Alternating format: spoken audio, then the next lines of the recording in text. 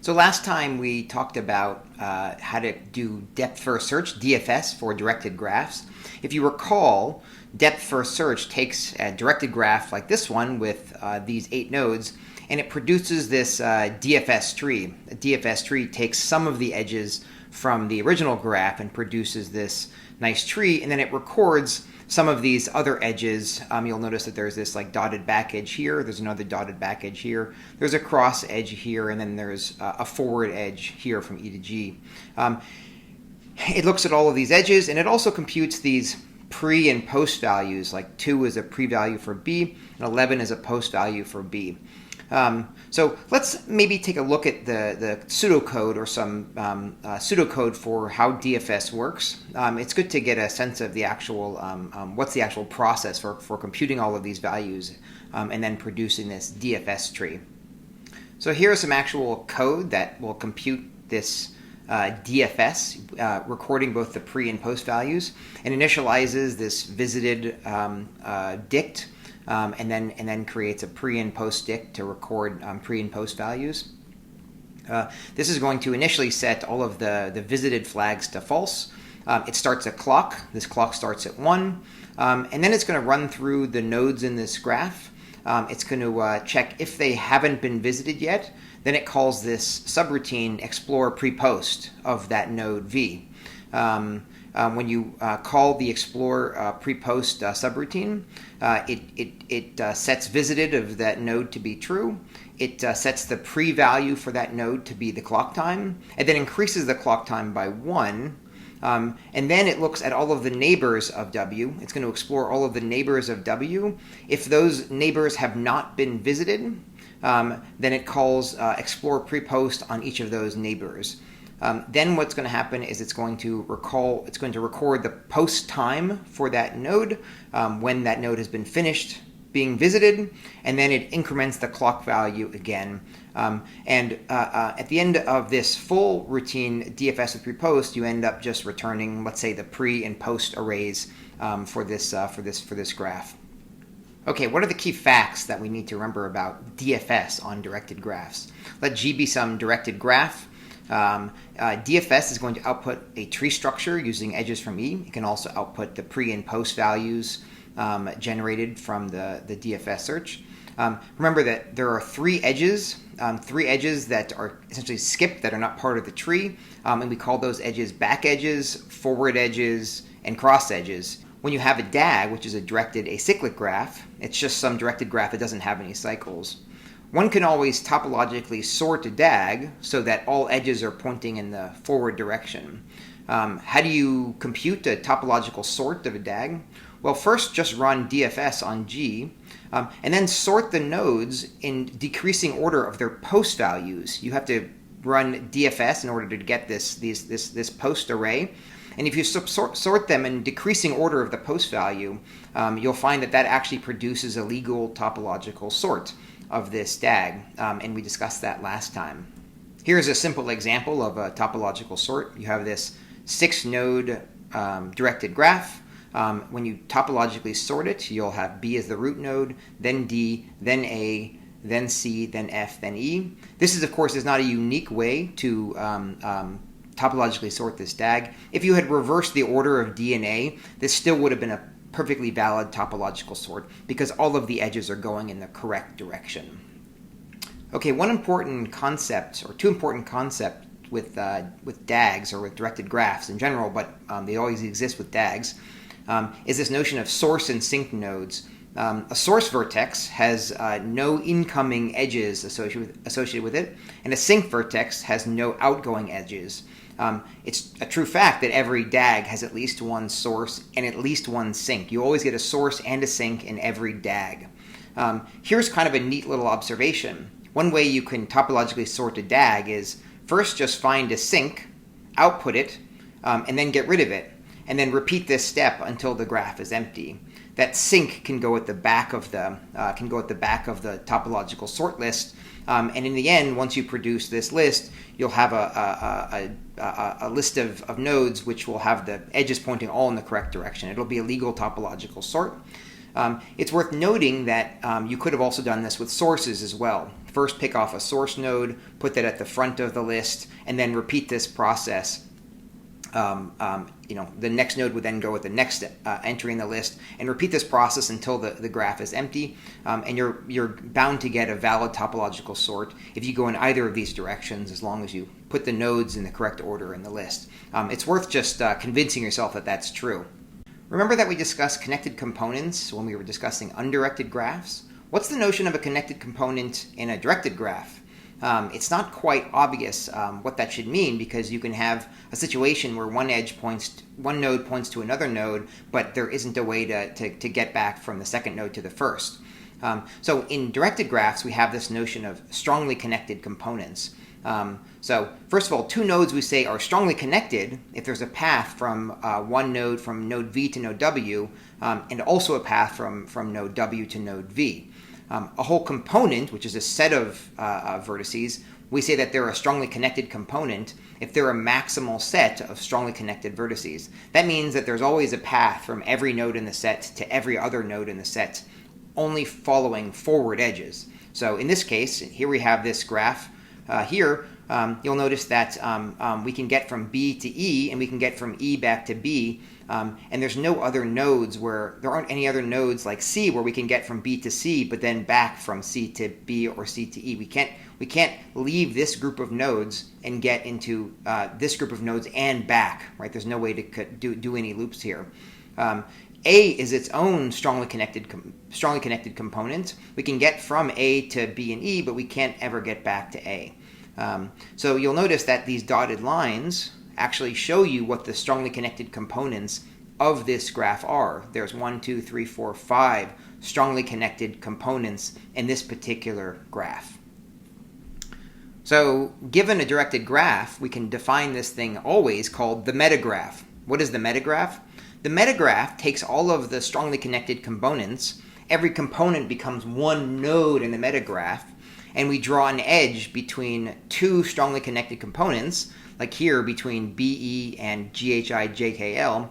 We draw an edge between this strongly connected component and this strongly connected component if there is a path from this component to this component. In this case, notice that we can get from the nodes B and E to the nodes GHI-JKL by just taking this edge here. Similarly, we can get from the component A to B and E, but there isn't a direct connection from A to GHI-JKL, so we don't draw an edge from A to this larger component here. So this is what we call the metagraph. So here's a pretty cool property. If you look at the metagraph, which takes every node in the metagraph is again the collection is a strongly connected component in the original graph. This metagraph is actually a DAG of its strongly connected components. You'll notice that this graph right here, which is the metagraph, you'll notice that it doesn't have any cycles. Why doesn't it have any cycles? Well, it can't have cycles because if you could find a cycle from A to, let's say, BE to, let's say, D back to A, if there was an edge that took you from D to A, that meant that there would have to be an edge from here to here, from this component to this component, but that would mean that you could get from any one of these nodes to any one of these nodes to any one of these nodes back to any one of these nodes, which means that this whole thing should have been a strongly connected component. Remember that the strongly connected components are the maximal sets of nodes that are all connected to each other. So what we're going to be interested in for the rest of this video is how do we actually find these strongly connected components, and how do we compute this metagraph? How do we merge all of these nodes into their SCCs, and how do we find the edges between them? It turns out it's not going to be as easy as you might think. Let's take a look at this. Okay, so now we're going to think about how to construct this metagraph, which means finding all of the strongly connected components and then topologically sorting them. This is a difficult task, and I'll try to explain what the issue is. The high-level objective is that we need to find a sink SCC, a sink component So remember that the metagraph is a DAG, and what we want to do is find a sink of that DAG, which means finding a component which is at the end of, which is sort of at the bottom of this directed acyclic graph, which is the metagraph. We're going to output that, delete it, and then repeat that process. That's going to be our high-level goal for how we compute this metagraph. We have to find a sink SCC. So how do we find a sink SCC? So if, and that's a strong if we find some node V in the original graph, which is in some component which is a sink SCC, we can use the explore function from depth first search to find all the vertices that are reachable from V. You'll notice that the explore function should find all of the nodes that are reachable from V, and all of these reachable nodes will be all of the nodes in the sink SCC. So calling explore on this node V, which is part of a sink SCC, will eventually search through all of the nodes that are reachable from V, and that should be the full sink SCC. The challenge here is that while we can use topological sorting to find a sink in a DAG, remember that our original graph is not a DAG. Our original graph is not a DAG, and so we can't very easily find sink elements of a sink SCC in a general graph. The issue is that sorting by post number is not guaranteed to give you something that lies in a sink. And there's actually a real challenge here, and I'll try to show you an example of that. So here is an example of this problem. Take this graph on the left, this simple graph with 3 nodes on the left. If you were to run DFS on this graph, let's say with A as the root node, you'd end up with this as your result. Here are the pre and post values for A, B, and C, and here is the DFS tree that you would end up with. You'll notice that the sink node in this graph, C, it doesn't have the largest post value. That is node A. It also doesn't have the smallest post value. So that's is one of our challenges. The difficulty of finding an element of a sink SCC is something that we're going to have to deal with. But there is going to be a trick we're going to use to do this. So the trick is we are going to struggle looking for sink SCCs, but it turns out that looking for source SCCs, source strongly connected components that sit at the top of the metagraph, those are actually easy. Finding a node in G, which is part of the source strongly connected component, is actually going to be an easier task. It turns out that there's this key lemma in any directed graph G for any DFS tree on G, no matter how you ran the DFS algorithm. Any vertex V with the highest post number lies in a source SCC. So what this means is that we can find nodes in a source SCC using depth first search, but of course what we needed was to find nodes in the sink SCC.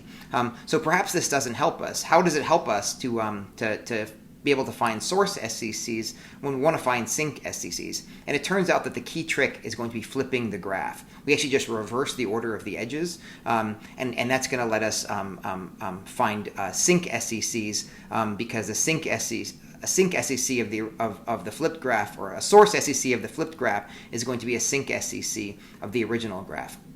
I'll just note that this key lemma here, this is a key lemma, and it's proven in the book. I'm going to omit it from this video, but I do strongly recommend you look at section 3.4.2 to see a detailed proof. It does require some careful reasoning.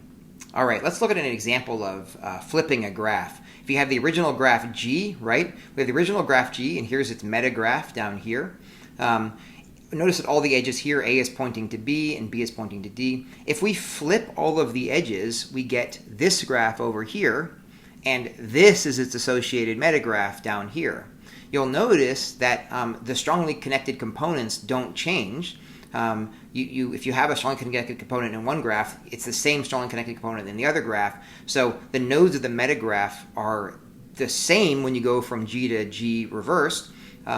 But the edges of the metagraph flip as well. You just flip the direction of the edges in this metagraph to get the metagraph of the flipped G.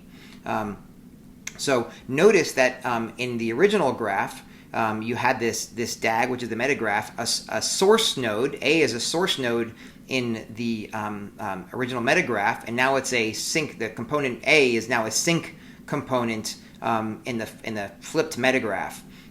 Similarly, GHIJKL was a sync meta node in the metagraph, and now it's a source meta node in the metagraph. Right? It's now flipped. It's what its position is. So sources become sinks, and sinks become sources. So that's a cool property, and we're going to take advantage of that. So I made this point last time, but I want to emphasize it again. You can use the DFS algorithm to record the components of an undirected graph. So in the case we have an undirected graph, this standard DFS algorithm can be used to find and label all of the components, all of the connected components in that graph. And the way that it works is it just initializes some component identifier, let's say 0, and then it starts to call this explore component function, which is a recursive algorithm. It essentially looks through, takes a node Z, and then starts looking at the neighbors of Z. It calls explore component on that. And along the way, it just keeps recording this component number. Eventually, it'll find all of the nodes that are somehow connected by a path to Z, and it'll return back to this outer loop here. So this is pretty straightforward. What it's doing is if it starts with some node in some component, it'll find all the other nodes in that connected component, and then it'll iterate to the next node in V that has not been visited, which will be, again, some new node in some other component, and it'll start exploring all of the nodes in that component, labeling them with an increased component identifier. So this algorithm is great, but it only works when we have an undirected graph. This is very specific to an undirected graph. What can go wrong when we have a directed graph? Let's take a look at that. Okay, so if we try to use the DFS explore components algorithm on this directed graph right here, what would happen, right? Well, it depends on actually which node we started at. If we were to start at this node H, we would call explore components recursively on K, and then on L, and then on J, then on I, then on G. Eventually, we would explore all of the nodes in this strongly connected component here of this directed graph, and we would never traverse outside of this strongly connected component. So it seems to work if we start with a node in this strongly connected component. But that's actually special because this node is a sync strongly connected component in the metagraph, right? If we'd actually started with node A, then DFS explore components would actually move outside of this strongly connected component into B. It would explore B, mark that as being part of the same component, and then it might go over to C or down to E, but it would actually explore this entire graph, and it would label this entire graph as being part of the same strongly connected component as A. Why did that happen? Well, it happened because we started with this, essentially a root node of this graph, and eventually you're going to explore all of the nodes in the graph. The trick here is that we want to start, we can still use the DFS explore components algorithm, but we have to make sure that we're starting with elements of this sync strongly connected component down here. Recall that this is a sync strongly connected component. This is also a sync strongly connected component. So the key point here is that this algorithm doesn't generally work for finding strongly connected components in directed graphs, but it can work as long as the input nodes are sorted in the correct order. It's a very important point. If we are initializing this loop here for a node that is part of a sync SCC, part of a sync strongly connected component, then it'll only explore nodes that are in the same strongly connected component, as long as, again, this was part of a sync SEC, the first V, and then so on and so forth. So the order in which we feed the vertex set into this algorithm is actually very important, and as long as it's fed in with the correct order, this will actually find all of the strongly connected components appropriately. So we now have all the tools we need to compute this metagraph. The key trick is to use the reversing of the graph, the technique of reversing the graph. I didn't technically write how to reverse a graph, but it's pretty straightforward. You just take the graph and then reverse the direction of all of the edges. So now you have this reversed graph. We're going to feed this reverse graph into the DFS, which records the pre and the post arrays. All we care about are these post arrays. Now we're going to take a sorted version of the vertex set. We're going to sort it according to the post G reversed, which came out of this DFS call. We sort it according to this, and then we produce this sorted graph, and then we simply call the DFS record components function, which we defined in the previous segment. And that returns components. This process will simply, utilizing what I said previously, that as long as the nodes are sorted in the appropriate order, it is possible to use the record components function to get all the strongly connected components of the directed graph, which will be the nodes of the metagraph. To actually compute the metagraph, well, this is straightforward. Getting the components was the hard part. Once you find all of the strongly connected components, which is just defined by this dict components, your goal is simply to take all of the edges in the original graph and then just convert them to edges in the metagraph. So all you need to do is basically run through the original graph and convert regular edges to meta edges, and it's very straightforward. This process, which takes on the order of m plus n time, gives you a way to fully compute the metagraph, which means finding all of the connected components and then producing a DAG on those strongly connected components.